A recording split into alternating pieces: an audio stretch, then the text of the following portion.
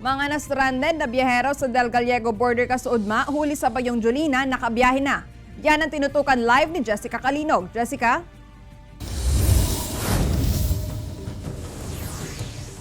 Rain, pigbaba na ngunya na aldaw ang travel ban sa mga biyaherong pasiring sa islang probinsya kan Catanduanes sa Masbate, siring man sa Visayas sa Mindanao.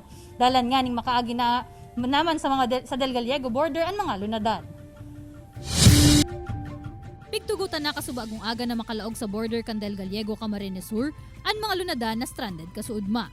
Ang nasambitan ng mga lunadan, ang mga pasiring sa Visayas, Mindanao, Catanduanes, asin Masbate. Bago po sila pinayagan na makadaan sa ating border control point, ay inspection muna natin ang kanilang mga dokumento.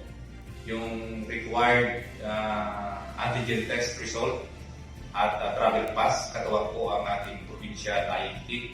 Sa ibong kan pagbukas naman kan mga biyahe sa Pantalan, nagtitinirman na halaba ang pila kan mga lunadan urog na sa Maharlika Highway kan Matnog, Sorsogon na pasiring sa pier.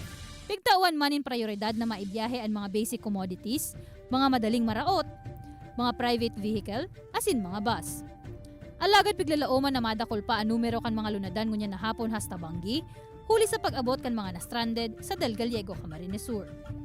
Siguro ko yung mga magbabiyahe ng papuntang galing Del Gallego, open na po yung Cutiao papunta dito. Hindi na sila doon mag-hold. Mientras tanto, sa Pantalan man kan syudad ng Tabaco, nakabiyahe naman ang labis sa 50 pasahero na pasiring sa Catanduanes na haros duwang aldaw naman na stranded sa nasambitan ng Pantalan.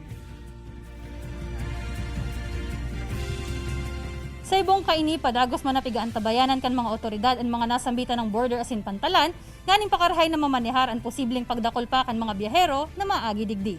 Balik sa imo, Rain. Jos Mabalos, Jessica.